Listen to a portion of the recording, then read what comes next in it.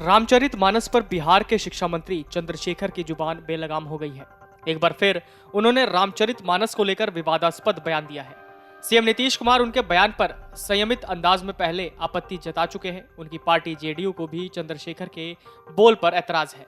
देश भर में इसकी आलोचना होती रही है, फिर भी मंत्री रामचरितमानस पर अपने बेतुके बोल से बाज नहीं आ रहे हैं। हालांकि ये पहला मौका नहीं है जब बिहार में किसी मंत्री के बोल बिगड़े हों। इससे पहले सेना पर अपनी टिप्पणी को लेकर मंत्री सुरेंद्र यादव अपनी फजीहत करा चुके हैं। सवर्णों पर ओछी टिप्पणी कर एक और मंत्री आलोक मेहता ने भी खासा विवाद पैदा कर दिया था। जो शास्त्र में अर्थ लिखा हुआ है, अब प्रसंग आप बताओगे प्रसंग।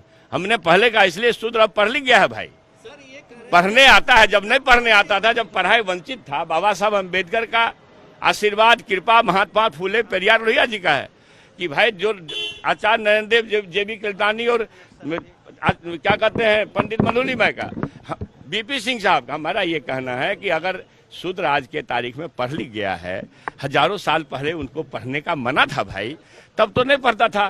सुना गाली को भी अपना समझा कि मेरे लिए सम्मान है, आशीर्वाद है। लेकिन जब पढ़ लिख गया है, शास्त्र का अर्थ समझ सकता है, हिंदी अंग्रेजी पढ़ सकता है, संस्कृत को पढ़ सकता है, तो अब मान लीजिए कि आपत्तिजनक दी गई, अपमानजनक कही गई बातों को आशीर्वाद और अमृत कैसे मान लेगा?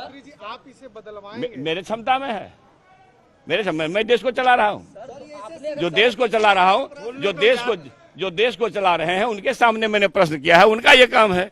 हाँ, मैं ये मानता हूं कि जो आपत्तिजनक अंश है, जिसको डॉक्टर लोहिया ने भी कहा है कि कुछ कचरे हैं रामचरितमानस में, कचरा को हटाओ, मगर कचरा हटाने में मोती मत फेंकना। भाई जब डॉक्टर लोहिया से बड़े आदमी है क्या?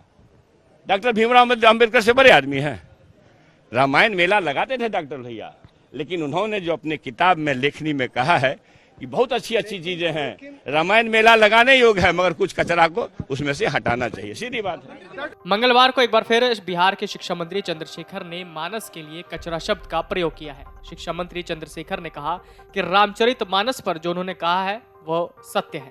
उन्होंने कहा कि अभी तो सिर्फ 2 पंक्तियों पर ही सवाल उठाया है, रामचरितमानस में जो कचरा है उसको हटाया जाए। शिक्षा मंत्री ने कहा कि अभी दर्जनों पंक्तियों पर सवाल उठाना बाकी है। चंद्रशेखर के बयान पर आरजेडी के ही राष्ट्रीय उपाध्यक्ष शिवानंद तिवारी ने आपत्ति जताई थी, लेकिन बिहार प्रदेश अध्यक्ष जगदानंद सिंह ने चंद्रशेखर का समर्थन किया था। दोनों पदाधिकारी पार्टी कार्यालय में ही चंद्रशेखर की मौजूदगी में उलझ गए थे। दोनों के बीच तर्क वितर्क में राम मनोहर लोहिया के विचार उद्धृत किए गए। शिवानंद का तर्क था कि लोहिया रामचरितमानस को उम्दा ग्रंथ मानते थे, रामायण मेला लगवाते थे। हाँ, उन्होंने ये जरूर कहा था कि कुछ चीजों को छोड़ दे तो ये सर्वश्रेष्ठ ग्रंथ है। चंद्रशेखर को ताकत उनके नेता तेजस्वी से मिली जब उन्होंने महागठबंधन के साथी दल जेडीयू की आपत्ति के बावजूद उन्हें टोका और न रोका। रामचरितमानस पर विवाद की चंद्रशेखर ने शुरुआत की और इसकी धमक उत्तर प्रदेश में सुनाई देने लगी। समाजवादी पार्टी के नेता स्वामी प्रसाद मौर्य ने इसी पैटर्न पर ही अपनी बातें रखी। रामचरितमानस के विरोध का आलम यह रहा कि लखनऊ में इसकी प्रतियां तक जलाई गई। मौर्य से एक संत की हाथापाई भी हो गई। बिहार में अभी महागठबंधन बीजेपी पर भारी पड़ रहा है, लेकिन अपने नेताओं के इस कदम से उसे नुकसान उठाना पड़ सकता है। कोई लाख तफरका डाले, लेकिन राम और रामायण हिंदुओं के लिए अब भी आदर्श और आराध्य है। पूर्व मुख्यमंत्री जीतन राम मांझी भी रामायण और राम के खिलाफ बोलते रहे हैं। जाहिर है कि जिसके बोल बयान से किसी की भावना आहत होगी तो वो उससे प्रेम नहीं नफरत ही करेगा।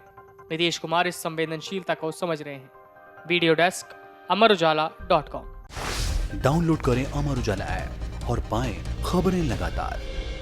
अगर आप ये वीडियो YouTube पर देख रहे हैं तो हमारे चैनल को सब्सक्राइब करें और बेल आइकन को दबाना ना भूलें। अगर आप Facebook पर ये वीडियो देख रहे हैं तो हमारे पेज को लाइक करें।